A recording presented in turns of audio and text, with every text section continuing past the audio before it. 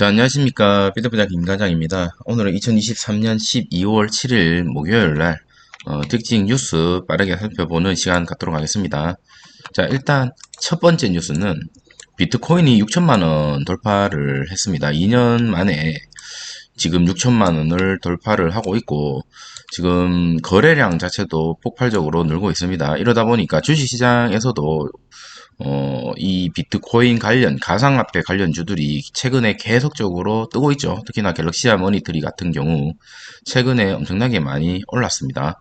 지금 이 비트코인의 상승이 멈추지 않는 이상 주식시장에 그런 주식들도 눈여겨볼 필요가 있지 않나라는 생각이 듭니다.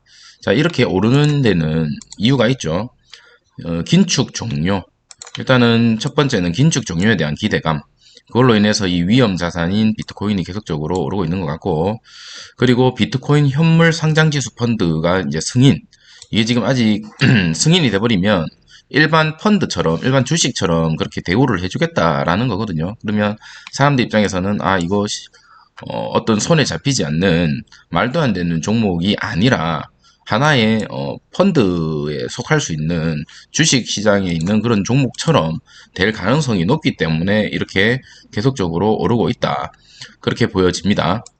자, 이 부분 한번 읽어볼게요. 자, 악재는 해소됐고 호재는 남아있다.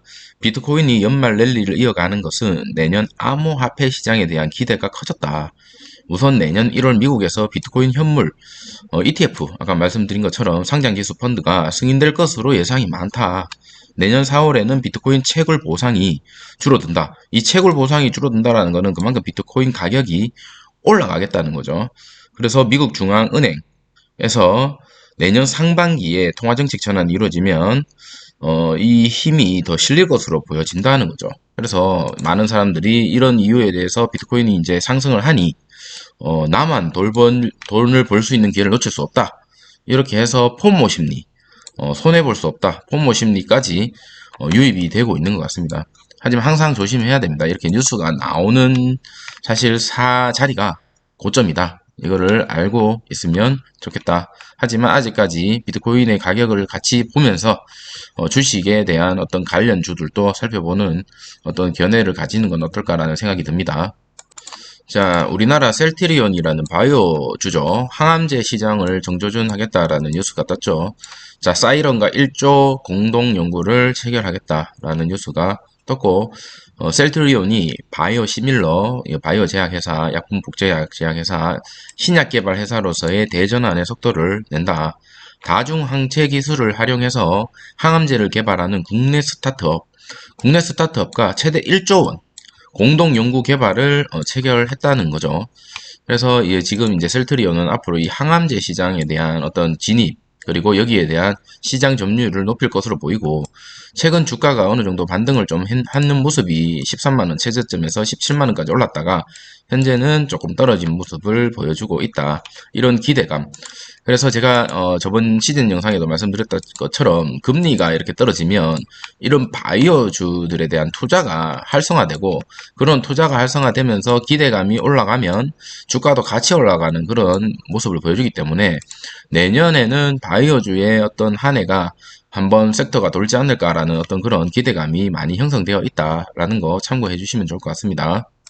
자, 어제 엔터주들이 상승을 이루었죠. 그 중심에는 이 블랙핑크 재계약으로 이 엔터주들이 불을 붙었습니다. 그래서 이게 이제 시초가 됐죠. 그래서 YG 엔터 같은 경우는 25% 상승을 하고, 하이브도 지금 강세. 미국에서 K-팝 스트리밍이 급증하고 있고, 지금 이 블랙핑크하고 BTS는 사실 글로벌적인 스타라고 봐도 무방합니다. 그러다 보니까 주가가 이렇게 엄청나게 뛰고 있고, 오늘 엔터주들이 같이 똑같이 올라갈 수는 있을지는 알 수가 없지만, 어제 한번 크게 반등을 했다라는 거는 이런 이유 때문에 그렇다라는 거 알고 계시면 좋을 것 같고요. 자, 이기훈 하나증권연구원은 미국 2개 팀을 포함해 8개 팀의 신입 그룹이 내년 상반기 대비하면 주요 엔터주가 성장을 재개할 것이다. 그리고 하이브와 JYP 엔터를 좀 주목해 달라라고 얘기를 한 것 같습니다. 자, 마지막으로 볼 뉴스는요. 전기차 ETF, 전기차 관련된 종목을 모아둔 상장지수 펀드 ETF가 5%가 떨어졌죠. 자, 이 5%가 떨어졌다는 거는 현재 전기차의 수요가 좋지 않다라는 거고, 현재 전기차가 어느 정도 난간에 부딪혔다. 그러다 보니까 2차 전지두나 그런 것들도 지금 같이 좀 조정을 받고 있지 않나 이런 생각이 듭니다.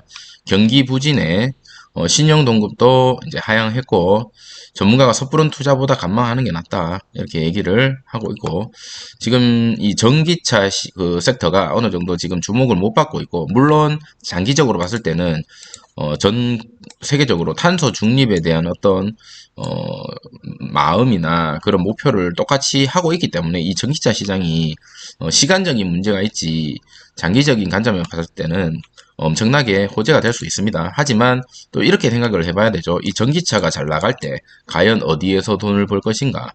어느 회사에서 돈을 벌 것인가? 이거를 잘 봐야 됩니다. 과거에 자동차가 처음 나왔을 때 주유소를 선점했던 기업이 돈을 가장 많이 벌었듯이 이 전기차가 잘 나갈 때 이 배터리 주냐 아니면 뭐 다른 종목이 있냐를 한번 살펴봐야 됩니다. 현재 국내에서는 배터리 아저씨로 인해서 모든 개미 투자자들이 2차 전지주에, 물론 저도 포함이고요. 2차 전지주에 대한 어떤 그런 확신을 가지고 있고 미래에는 가겠다 이렇게 생각은 하고 있지만 이 주식 시장이라는 미래는 특히 내일 일도 알 수가 없죠.